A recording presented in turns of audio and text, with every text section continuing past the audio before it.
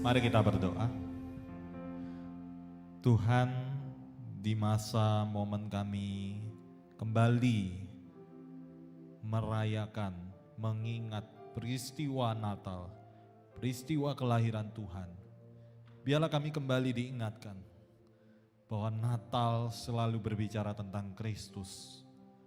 Berbicara tentang Kristus yang hadir di dalam kehidupan kami.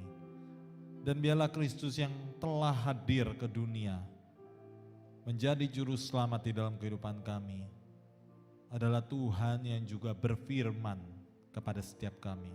Biarlah firman itu boleh kami dengarkan, boleh kami lakukan di dalam kehidupan kami dan menjadi refleksi Natal di dalam tahun ini ya Tuhan. Tuhan menolong setiap kami anak-anak-Mu. Kuasailah kami, pikiran kami, hati kami dengan Roh Kudus-Mu. Kuasailah seisi ruangan ini sehingga kami dapat mengerti kebenaran-Mu saja. Terima kasih ya Tuhan. Kami siap untuk merenungkan firman-Mu dan kami berdoa hanya di dalam nama Tuhan Yesus. Amin. Silakan duduk teman-teman semua. Terima kasih untuk teman-teman yang sudah mengambil bagian dalam pelayanan ibadah pada hari ini. Tuhan memberkati. Ya teman-teman, hari ini kita akan merenungkan satu tema firman Tuhan yang diberi judul The Greatest Gift ya. Jadi tahun ini kita memang banyak mengangkat tentang tema ini, baik itu di sekolah minggu, kita juga kemarin sudah anak-anak sekolah minggu sudah merayakan satu tema juga berkaitan dengan The Greatest Gift. Nah, bagaimana dengan setiap kita sebagai anak-anak muda? Ya, di tempat ini kita boleh kembali merenungkan apa hadiah yang terbaik, yang terindah di dalam kehidupan kita. Saya mengajak setiap kita untuk membuka Alkitab kita terlebih dahulu. Kita akan merenungkan kembali kisah yang sebenarnya sudah sangat familiar. Ya, kalau kalian dari sekolah minggu sudah ke gereja, pasti kalian sudah familiar sekali dengan cerita ini. Tapi di balik cerita yang familiar, seringkali kita perlu gali lebih dalam supaya kita punya perspektif yang benar ya di dalam kebenaran firman Tuhan. Matius pasal yang kedua kita akan baca dari ayat 9 sampai 11. Matius pasal yang kedua ayat 9 sampai 11. Ini adalah kisah tentang orang-orang Majus. Saya akan bacakan untuk setiap kita. Teman-teman boleh melihat di Alkitab masing-masing. Matius pasal 2 ayat 9 berbunyi demikian. Setelah mendengar kata-kata raja itu, berangkatlah mereka dan lihatlah bintang yang mereka lihat di timur itu mendahului mereka hingga tiba dan berhenti di atas tempat di mana anak itu berada. Ketika mereka melihat bintang itu, sangat bersukacitalah mereka. Maka masuklah mereka ke dalam rumah itu dan melihat anak itu bersama Maria ibunya, lalu sujud menyembah dia. Mereka pun membuka tempat harta bendanya dan mempersembahkan persembahan kepadanya, yaitu emas, kemenyan, dan mur. Nah teman-teman, nanti kita akan sama-sama menggali dari bagian firman Tuhan ini, tapi saya akan mengawali dengan sebuah pertanyaan. Gak bisa ya?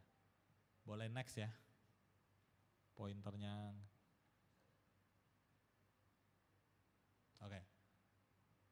Apa sih yang kita harapkan ya selama kita mengikuti Natal? Kalian mungkin sudah ikuti Natal, ada yang merayakan Natal selama 20 tahun? Yang sudah 20 kali merayakan Natal, siapa? Ya banyak ya pasti ya, yang sudah dari kecil ikut Natal pasti sudah merayakan berkali-kali ya. Nah, apa sih yang kita biasanya harapkan saat Natal? Mungkin kita tahu ada pohon Natal, ada kado Natal, next ya. Nggak bisa ya pointernya. Boleh di.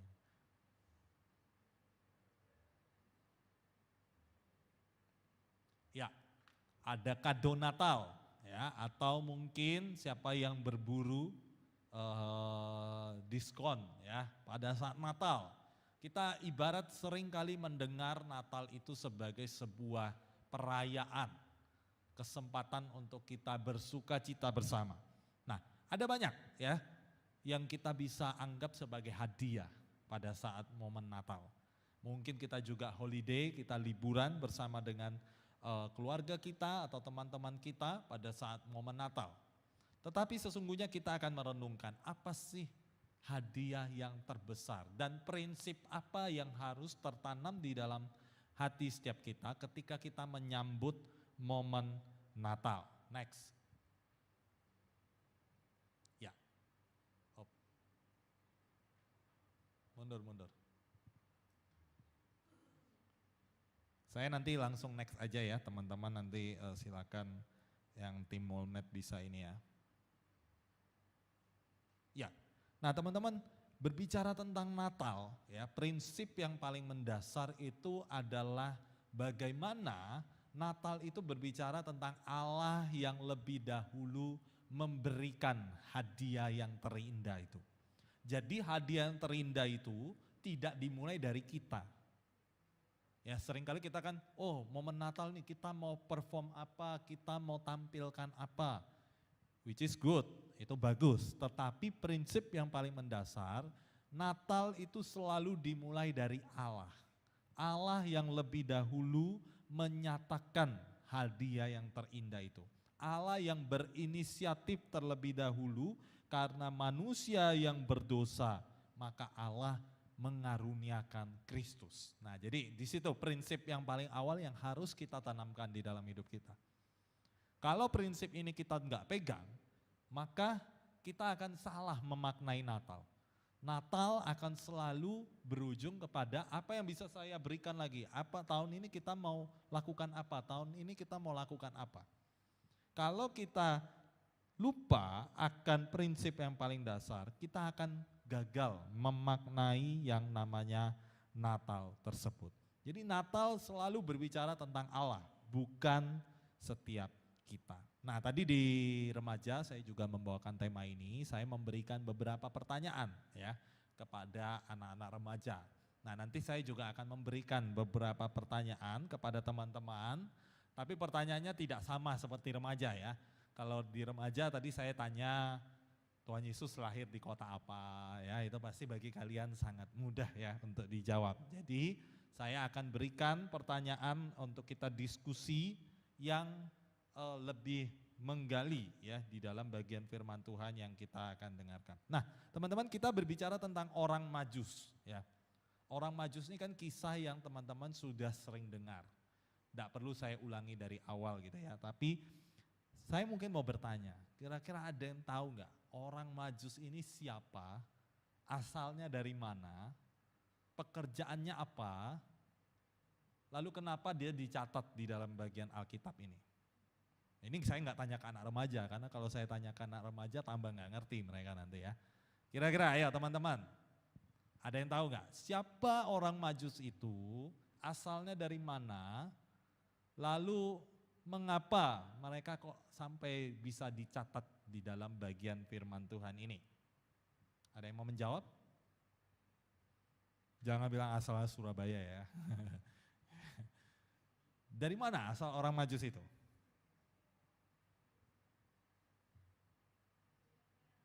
Hah? Siapa? Babilonia, oke. Jawaban yang gak salah juga. Ada lagi pendapat yang lain? Dari timur, ya. Betul, timur itu tapi mana? Gitu loh. Orang timur. Nanti salah-salah Timor Leste lagi ya. Dari mana orang Majus itu? Next. Slide-nya boleh next. Mundur. Nah oke, nah dari bagian firman Tuhan ini kita hanya bisa mendeskripsikan orang Majus itu dari bintang yang mereka lihat. Ya, dikatakan bintang itu mereka lihat di timur. Ya betul tadi ya jawabannya timur, tapi timur ini timur mana? Ya kan? Timur yang dimaksud di sini adalah timur dari keberadaan mereka. Ya, keberadaan mereka di istana Raja Herodes. Berarti timurnya dari Israel ya itu menyatakan daerah yang dekat dengan Timur Tengah ya. Bisa Arab, bisa Babilonia ya. Tetapi tidak dicatat wahyu khusus dari Tuhan, tetapi mereka yakin ya bahwa bintang ini merujuk kepada bangsa Yahudi. Ya, karena dikatakan bintang itu merujuk kepada raja orang dan mendengar apa yang dinubuatkan oleh para nabi. Orang Israel kan pada waktu itu ke Babel, sehingga mereka juga ada setidaknya paling tidak mendengar nubuatan-nubuatan tentang Hai yang terkecil di antara kaum Yehuda, daripadamu akan bangkit bagiku seorang yang akan memerintah Israel, yang permulaannya sudah sejak purbakala, sejak dahulu kala. Jadi pemimpin yang mereka harapkan itu bukan pemimpin biasa. Nabi menubuatkan tentang pemimpin yang sudah ada sejak permulaannya, sejak dahulu kala. Jadi siapa pribadi yang sudah ada sejak permulaannya? Ini merujuk kepada Allah, yaitu Kristus, yang adalah alfa, yang adalah awal, yang adalah permulaannya. Nah maka ya teman-teman, disinilah akhirnya orang Majus itu tahu. Jadi mereka bukan tahu mendadak, tetapi mereka itu sudah membaca dan mendengar ya kitab-kitab di Perjanjian Lama, lalu mereka juga dengan ilmu astronominya, mereka akhirnya mau datang melihat raja orang Yahudi kepada Kristus sebagai raja orang Yahudi. Next. Nah teman-teman, bagaimana dengan setiap kita? Ketika kita mungkin setiap tahun kita sudah mendengarkan firman tentang daerah-daerah pedalaman. Nah saya mungkin sharing sedikit ya, pada waktu saya di pelayanan di Jambi, ya kita sempat ya pergi ke daerah di pedalaman yang mereka itu sudah berpakaian ya, jadi sebutannya itu suku anak dalam. Karena kenapa suku anak dalam? Karena mereka di daerah yang sangat dalam sekali ya. Terpencil, tidak pernah mendengar akan Injil, tetapi mereka itu ya tiap tahun ya dilalui begitu aja. Lalu akhirnya kita sebagai gereja datang, mengunjungi dan merayakan Natal bersama. Jadi ada safari Natal, kita mengunjungi wilayah-wilayah yang terpencil pada waktu itu, yang tidak pernah mendengarkan Injil. Sebab apa? Sebab mereka juga harus punya kesempatan yang sama seperti kita. Mereka datang menyembah dan merayakan kelahiran Tuhan Yesus. Nah inilah makna yang penting teman-teman. Bahwa bagaimana kita juga bisa menjadi perpanjangan tangan Tuhan. Dimanapun kita berada. Gak berhenti di gereja saja. Gak berhenti kepada kehidupan kita sebagai orang-orang percaya. Tapi masih banyak orang-orang di luar sana yang belum pernah mendengarkan Injil. Mari kita juga beritakan kabar itu. Bahkan bukan tidak mungkin mereka seperti orang-orang Majus yang adalah orang asing, tetapi mereka akhirnya mau datang merayakan Natal dan menyembah kepada Tuhan. Yang kedua adalah next, teman-teman, di dalam berbicara tentang the greatest gift ya.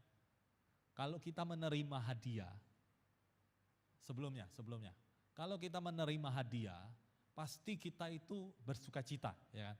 Gak ada orang nerima hadiah dari orang lain terus marah-marah. Ya mungkin ya kalau terima dari pacar terus gak sesuai, terus dia bisa marah-marah. Tapi pada umumnya orang menerima hadiah pasti akan merasakan sukacita. Lalu ketika kita menyadari bahwa hadiah yang terindah itu adalah Yesus, bagaimana respon kita? Kita yang sudah setiap tahun merayakan Natal bisa lupa, bahkan kadang bisa menganggap Yesus itu sebagai hal yang biasa di dalam kehidupan kita. Oh Natal lagi, oh Desember Natal, biasa setiap tahun seperti itu. Kita mulai kehilangan sukacita itu dan menjadikan Natal itu sebagai momen yang rutinitas setiap tahunnya. Tetapi justru ketika kita kembali menghayati hadiah yang terindah itu, kalau kita memaknai Yesus sebagai hadiah yang terindah itu, maka seharusnya kita selalu bersukacita. Sebab apa? Sebab Yesus sudah hadir di dalam kehidupan kita. Lantas apa yang bisa membuat orang tidak bersuka cita dan menjadikan Yesus itu sebagai hal yang biasa? Hal ini terjadi kepada orang-orang Israel justru. Kalau tadi kita melihat orang Majus mereka bersuka cita dan mau menyembah Tuhan. Lain ceritanya ketika kita berbicara tentang bangsa Israel itu sendiri. Bangsa Israel adalah umat pilihan Tuhan. Dan mereka sudah mendengarkan tentang nubuatan Kristus itu jauh lebih banyak daripada orang-orang Majus. Tetapi mereka tidak pernah tahu bahwa Yesus itu akan lahir. Next. Tidak ada yang pernah menduga bahwa Allah itu akan hadir di dalam dunia melalui peristiwa yang sangat biasa. Yesus lahir di kandang tanpa ada tempat penginapan yang bisa menampungnya. Tidak ada yang pernah menduga peristiwa dan malam itu akan terjadi. Dikatakan di dalam firman Tuhan, ketika Raja Herodes mendengar dari orang Majus, apa responnya? Dia terkejut beserta dengan seluruh Yerusalem. Artinya seluruh orang Israel tidak ada yang menduga.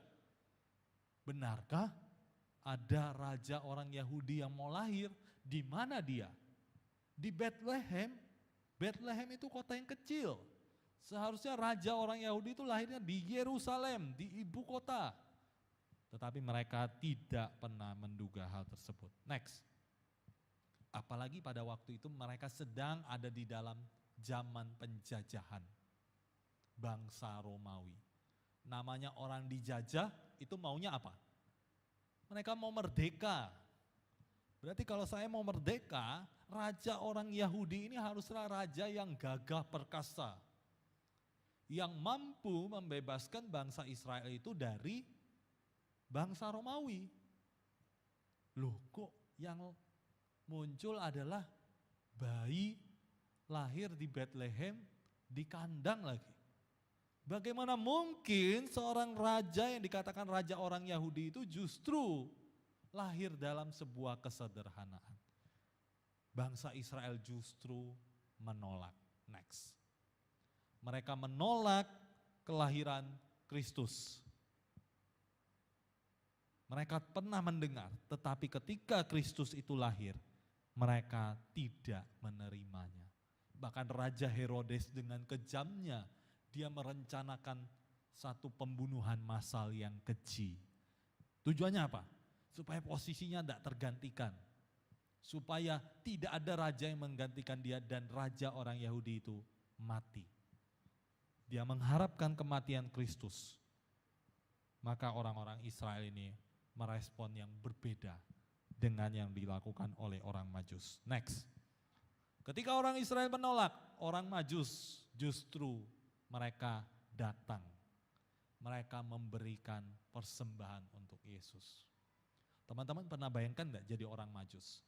Sudah jalan jauh ya, bawa unta, mencari bintang itu ya, lalu kemudian bintang itu mereka temukan.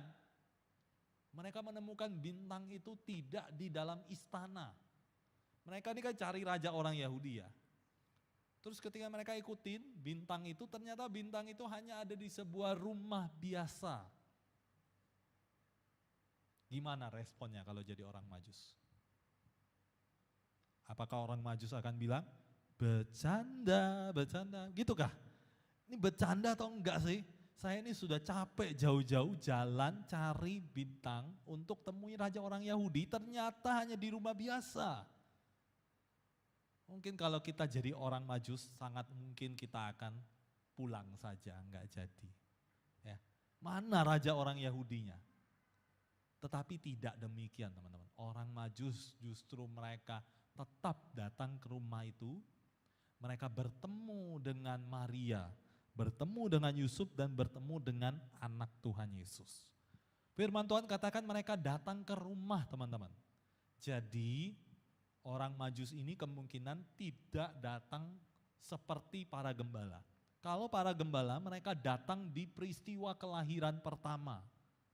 Pada waktu Yesus baru lahir. Di Bethlehem. Tetapi orang Majus mereka datang menemui Yesus yang sudah ada di rumah.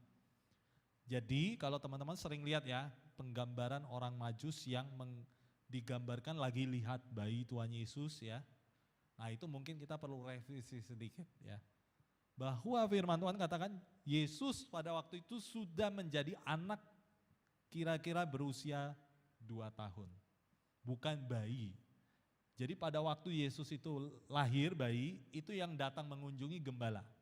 Tetapi para orang Majus ini kan berjalan jauh ya, ngikutin bintang. Mereka nggak langsung bertemu pada waktu Yesus itu lahir di Bethlehem. Tetapi mereka sampai di sebuah rumah yang kemungkinan besar itu tidak lagi di kota Bethlehem. Tetapi mereka mau sujud menyembah kepada Tuhan, bahkan mereka memberikan persembahan. Sekalipun kelihatannya biasa, bukan di istana yang megah, tetapi mereka mau tetap menyembah Tuhan. Dari sikap orang Majus ini apa yang bisa kita pelajari teman-teman? Bagaimana kita meresponi Natal ini? Apakah Natal menjadi sesuatu yang biasa saja? Setiap tahun saya rayakan, tidak ada yang spesial. Atau kita mau belajar dari orang Majus, sikap mereka. Mereka adalah orang asing yang mau dengan tulus melihat Tuhan Yesus di dalam kesederhanaannya. Next, teman-teman ada dua orang ya penggubah sebuah lagu bernama Joseph Moore dan Franz Gruber. Mereka menulis sebuah lagu yang sangat familiar di dalam kisah Natal. Next, yaitu lagu Malam Kudus. Siapa yang tidak tahu lagu Malam Kudus? Pasti kita tahu. Tapi pertanyaannya kenapa kita nyanyi lagu Malam Kudus? Ada yang tahu? Kenapa kita harus menyanyikan lagu Malam Kudus? Terus kenapa lagu Malam Kudus itu pakai lilin? Apa sejarahnya? Ada yang tahu nggak? Atau kita ya itu dari orang tua gue gitu ya. Dari orang tua kita setiap tahun seperti itu, akhirnya kita terbiasa seperti itu. Teman-teman, dikisahkan kisah lagu Malam Kudus ini pertama kali ya, itu dinyanyikan tidak menggunakan alat musik. Jadi ketika satu malam ya, di satu waktu di kala itu mereka ingin merayakan Natal. Tetapi di tengah segala persiapan itu tiba-tiba mereka mendapati organ yang biasa dipakai untuk memuji Tuhan, bersuka cita, organ itu ternyata rusak. Jadi pada waktu itu nggak ada alat musik lengkap seperti sekarang ya, yang lebih lengkap. Tetapi mereka menggunakan organ dan organ satu-satunya itu rusak pada waktu itu. Bayangkan ya kalau kita lagi mau nyiapin event Natal, tiba-tiba anggap aja alat musik kita semua rusak. Itu Sing WL tuh pasti bingung banget ya, gimana caranya mau mengangkat suasana Natal kalau tidak ada alat musik. Hal yang sama juga menjadi kepanikan pada waktu itu. Tetapi kemudian Joseph Moore dan Franz Gruber seketika mereka terus merenung. Natal tahun ini mau dibawa seperti apa kalau nggak ada alat musik. Akhirnya mereka menuliskan sebuah syair lagu yang sangat sederhana, yaitu Malam Kudus. Yang dinyanyikan, wah raja orang Yahudi sudah lahir, mari kita beriakan. Lalu ada gemerlapan. Tetapi pada waktu Yesus lahir, justru itu adalah malam yang sunyi, malam yang senyap. Tetapi itu menjadi malam yang kudus. Sebab apa? Sebab Allah sudah menjadi manusia bagi setiap kita. Gambar dan kehinaan di dalam palungan itu menggambarkan kita yang berdosa. Kita ini adalah manusia yang berdosa dan hina. Tetapi Allah mau hadir loh di situ. Betapa bersyukurnya kita seharusnya ketika kita memasuki momen Natal ini. Ketika kita mengingat Allah yang kudus itu ternyata mau datang ke dunia yang kotor dan hina. Disitulah kita harus bersyukur dan sungguh-sungguh percaya bahwa Tuhan itu hadir untuk kita. Jadi Natal selalu berbicara tentang Tuhan, dari Tuhan kepada manusia. bukan dari manusia kepada Tuhan. Itulah prinsip yang harus kita tanamkan di dalam kehidupan kita. Sehingga ketika kita memasuki momen Natal, kita belajar seperti orang Majus. Next, orang Majus yang meresponi dengan memberikan apa yang mereka miliki. Setelah apa? Setelah apa yang Tuhan sudah berikan. Demikian juga setiap kita. Kita tidak mulai dari apa yang bisa kita berikan, tapi kita mulai dari apa yang Tuhan sudah berikan. Sehingga dari situ kita bisa belajar untuk memuliakan Tuhan di dalam seluruh kehidupan kita. Next. Hadiah yang terindah itu sudah diberikan kepada setiap kita. 2000 tahun yang lalu Tuhan Yesus sudah lahir. Bagaimana kita meresponinya? Bagaimana kita memaknai Natal itu? Maukah kita bersuka cita? Maukah kita terus merefleksikan setiap tahunnya kebaikan Tuhan yang tidak pernah habis? Karena Tuhan yang begitu baik itulah maka saya bisa ada sampai dengan hari ini. Itulah makna Natal yang terpenting yang harus kita hayati setiap tahunnya. Kiranya firman Tuhan boleh kembali mengingatkan kita belajar dari kisah orang Majus ini untuk boleh selalu mengingat kebaikan Tuhan. Mengingat bahwa Tuhan sudah terlebih dahulu mengasihi setiap kita. Mari kita berdoa. Tuhan, terima kasih, kami bersyukur untuk kebenaran firman Tuhan yang sekali lagi mengingatkan kami. Kalau kami seringkali menganggap Natal itu sebagai momen yang biasa di dalam kehidupan kami, ampuni kami ya Tuhan. Kalau Natal seringkali membuat kami lupa akan kebaikan Tuhan, ampuni kami ya Tuhan. Ajarlah kami untuk kembali merenungkan makna Natal yang sejati itu di dalam kehidupan kami. Sehingga hidup kami menjadi hidup yang berarti. Hidup kami menjadi berarti karena Tuhan sudah hadir di dalam kehidupan kami. Itulah makna Natal yang terpenting yang harus kami pegang. Karena kasih-Mu ya Tuhan yang begitu besar di dalam kehidupan kami. Terima kasih ya Tuhan, suara manusia sudah berlalu tapi kami percaya kebenaran firman Tuhan itu boleh melekat di dalam kehidupan kami. Dan boleh menjadi satu hal yang kami pegang, kami imani, kami percayai bahwa Tuhan hadir untuk setiap kami. Terima kasih ya Tuhan, kami berdoa dan mengucap syukur hanya di dalam nama Tuhan Yesus. Amin.